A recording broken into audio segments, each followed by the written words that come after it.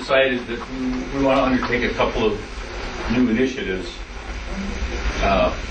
First one, I'll ask Dave Garrison to address.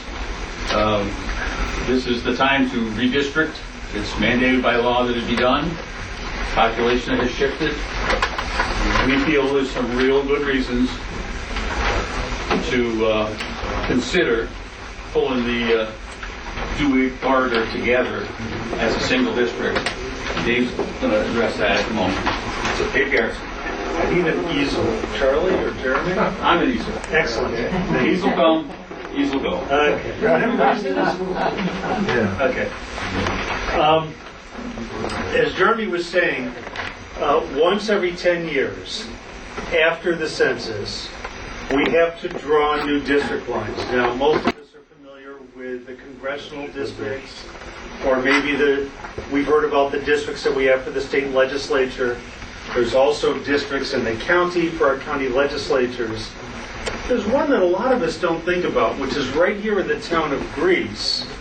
We are the only town in Monroe County that elects our town board by district rather than at large. And these districts are known as wards.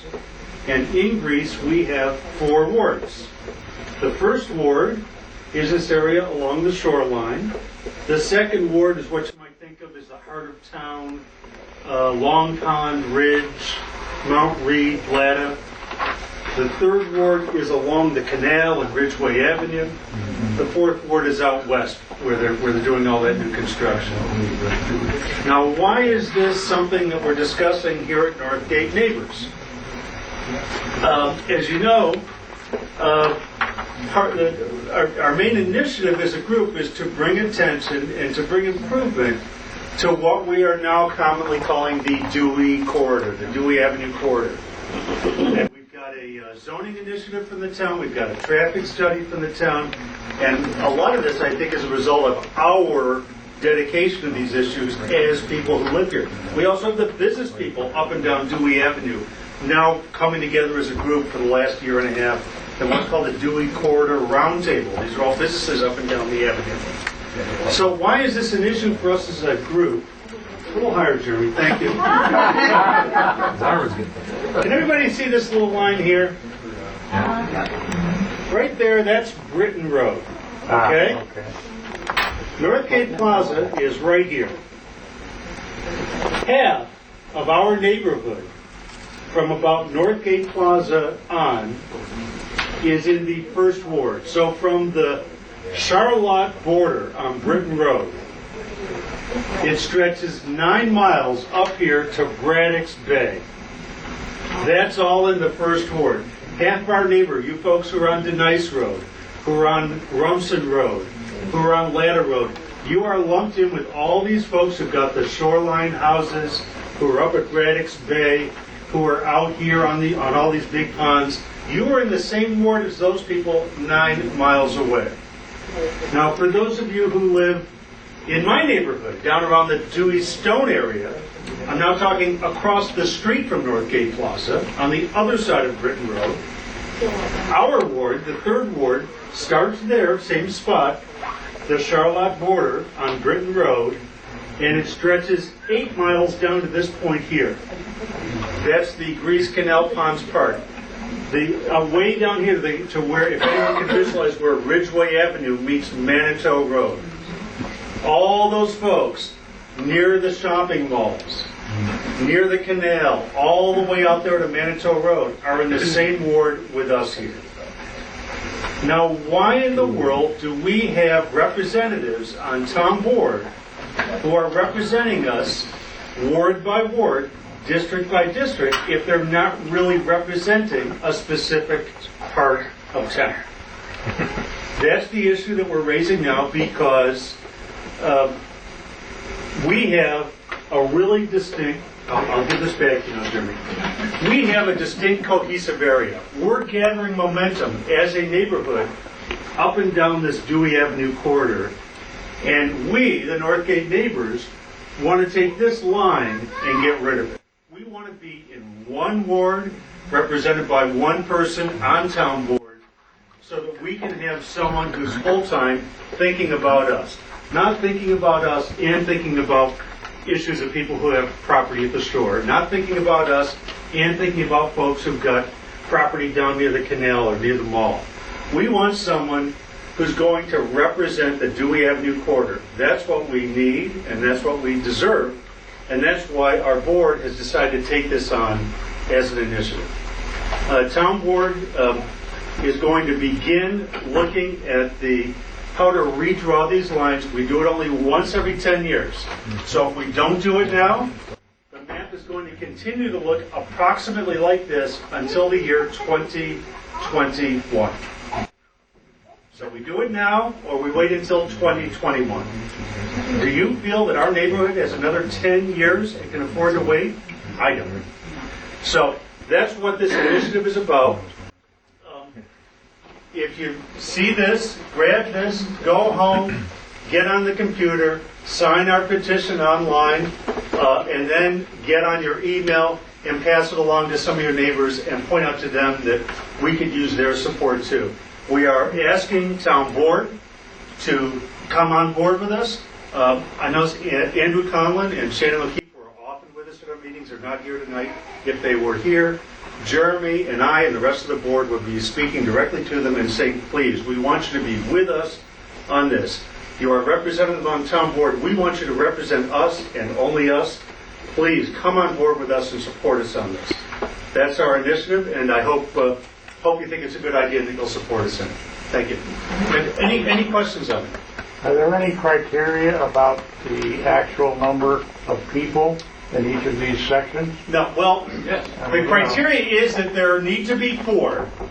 And so and that is set. We can't go to 5, we can't go to 3. So they have to be approximately equal to one another in population. I think a variance of 5% is allowed from the biggest to the smallest. And So- this is, our neighborhood is the most highly densely populated area of Greece. But we all share common interests. The shoreline folks, they share common interests. The folks that are down along Ridge Road, they share common interests because there's a lot of business and light industrial and stuff down there. So they've got a different set of problems and interests than we have. So we really think that They should have their representative, we should have ours. Well, we think this is a great opportunity to be able to get representation that can focus on the problems of their specific areas by grouping the areas together in kind. According to population still, there's all those things, the boundaries can go anywhere, so it's a great opportunity, and we want to try and encourage them to use that opportunity. Yes. How long of a process is this districting going to take before they come to a decision? Well, there's a time limit at work. The lines have to be drawn by early May. The numbers that they're using to create the new lines are not going to be available until the last week of March. So the whole thing happens in a kind of a compact time frame. We're going to see town board probably addressing this in their April meeting for the first time seriously, and then immediately after that they're going to be approving the lines. There may be a hearing involved. What we're asking them to do, and actually the next town board meeting is on Tuesday the 15th, if anybody can come and speak to this issue. We're hoping that the town board will listen seriously to our idea. We're also suggesting to them that they might, let me show you the map again very quickly. Not to talk politics, and we are not a political group here, but the reason that line is there dividing our neighborhood in half, it has to do with the political interests of the people who drew the line in the past, is to break up a concentration of people who are in the other political party. And so There's another party? what we're asking is, let's forget about Republicans, let's forget about Democrats. Town board, our suggestion to you is have either a bipartisan panel or a nonpartisan entity, such as the Center for Governmental Research. Give this task to them. Let's just take the politics out of it and draw lines that make sense. Yes, sir. Dave, I want to play devil's advocate just for the fact that if someone here goes and calls somebody up and says, this is the idea, what happens when someone calls up and says, or responds and says, aren't two voices better than one? The exact argument that has been given back to me. That was And, my devil's advocate argument. And let me ask all of us who are here, we live in Greece, isn't it great that Louise Slaughter represents those of us who live right along the shoreline, and in Charlotte, and in the city of Rochester, and in the city of Buffalo? Isn't it great that we have Louise Slaughter's undivided attention in Congress? We do not. She has to pay attention to the needs of Buffalo and to the needs of Rochester. And meanwhile, Monroe County was divided in the congressional redistricting 10 years ago. We have 4 people serving Monroe County. We have Louise Slaughter. We've got the other district that was recently vacated by Congressman Lee.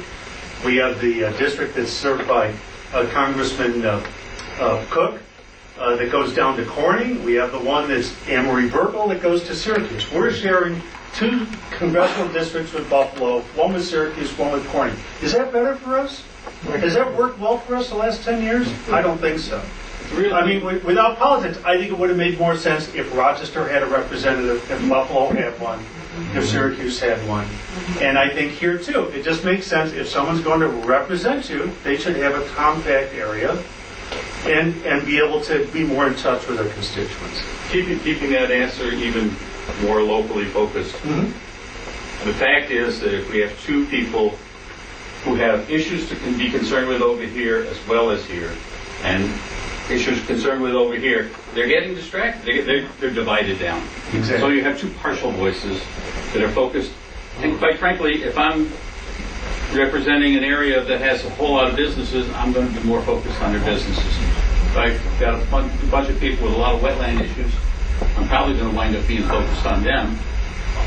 You're going to be focused on the loudest voices sometimes, but we think that you can divide this so that the focus is appropriately placed for each of those various people, and they can elect the person who could best represent that issue, set of issues.